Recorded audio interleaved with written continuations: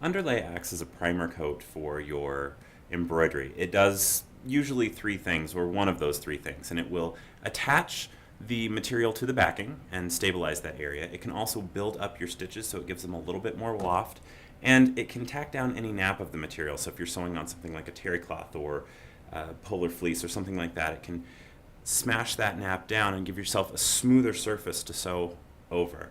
There are very few things that I ever sew that don't have some sort of underlay under them, and there's varying degrees of underlay. So let's take a look at some of those underlay options and see what would fit most applications. I have lettering up on screen right now, and we have underlay on the property bar up top. There are two drop downs, that's just your primary and your secondary. If I right click and go to properties, you'll see the same thing under underlay. I've got my primary and my secondary. You'll also notice for lettering that we have use continuous underlay, and that is checked by default.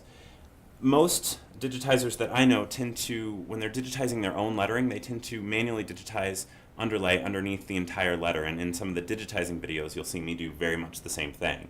So we added this into the software, and what that allows you to do is underlay the entire letter before sewing over it. That tends to seal in the junctions on like an E or a T or wherever those edges meet up. It will help keep that from making a gap. We also have auto underlay. If you can't decide what to use, that's a good option to try, and we'll talk about what those settings are and how they actually are used after we talk about the different underlay types. So I'm going to start changing them. I'm going to change the primary so we can look at them one at a time. I'm going to go in a slightly different order than they appear in this list. I'm going to start kind of least to most aggressive underlay. We'll start with the center walk. I'll hit apply, and let me zoom in so we can see this a little bit better. Here, I'll shrink this window down. There we go. Move this over to the side, and let's zoom in on the M. There we go. So the center walk underlay uses just a single line of stitching going all the way down the middle and then coming all the way back, and then it will sew over the top of that. The center walk underlay is the least amount of underlay you can have while still having any sort of underlay, and it's really good for smaller lettering, finer details, the kind of smaller elements that you still want to have something to stabilize them. It's a great tool for that. The properties that you have for it, you can adjust the stitch length, and remember that the longer the stitch is, the more it stays up out of the fabric. However, with underlay, you're almost more interested in kind of pulling that fabric down a little bit and tacking down the nap. So a stitch length of about 20 is going to be good. I wouldn't take this much below 15 because you're going to start getting so small that you're kind of competing with the diameter of the needle or getting really close to that. If I change this to Edgewalk and hit apply, you'll notice that you now have a line of stitching going up one side and then coming back along the other side.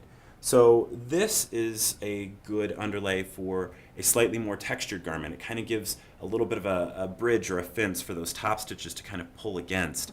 I've used it before on a waffle knit or a piqué knit, anything with that kind of texture that you want to clean up the edges on. It's good for medium kind of ranged elements, smaller to medium range. For the properties, you have your stitch length. We talked about that in with the center walk. Same thing kind of applies with the edge walk. You also have the border margin. So we have the option of having it be a percentage and having it be a percentage of the width, or an absolute border margin. For something like this, I tend to stick to an absolute border margin, and what that means is from the edge to the stitching, what is that distance? With a border margin of 10, it says whatever you do, stay exactly 10 points away from the edge. When it gets so small that both of the edge walks would meet back up with each other, they actually essentially become a center walk. The next one we might look at is a zigzag. So this walks down the middle and zigzags back. So with the first two, we had either a single line of stitching with the center walk or a line of stitching along each edge with the edge walk, and there wasn't a lot to build up your stitches or really a lot to tack down much nap. But with the zigzag, you've got 2 layers of stitching, it's crisscrossing, it's really starting to tack down some naps. So if I was doing a towel, I might use something like this. For the properties of it, we have the width, and you can have it be a percentage or an absolute margin. This has the stitches going across the form, so they're less likely to hang out of the edge. If you had a longer stitch length on an edge walk, it might start to hang out the edge a little bit. With the zigzag, you can go a little bit closer to the edge and get away with it because it's coming back across the form and it's less likely to stick out. You also have the density.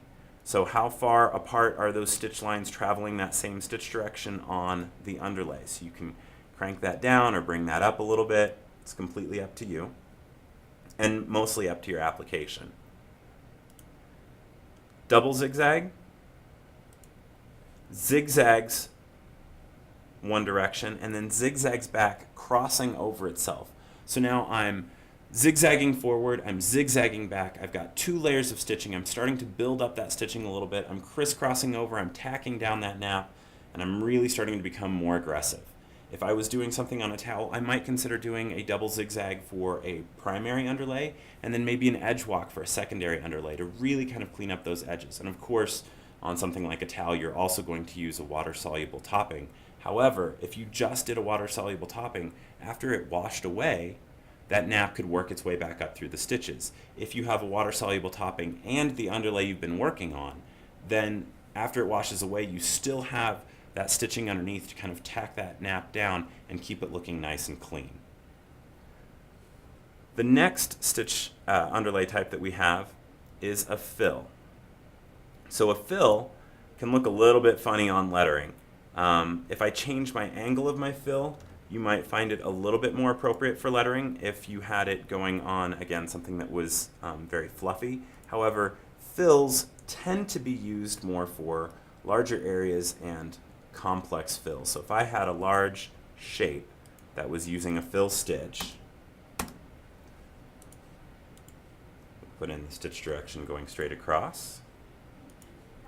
If I go into my properties, go into underlay, I can choose a fill underlay, and what that does is it creates kind of a lattice work of stitching underneath. For my properties, I have my border margin, how far in from the edge. I have my density, talked about that, kind of that stitch spacing.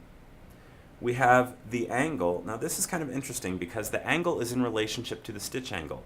So right now it is set to 90 degrees, and as I change my stitch angle, the underlay also changes. It always stays running perpendicular because it's set to 90 to the stitch direction. So let me bring this back down.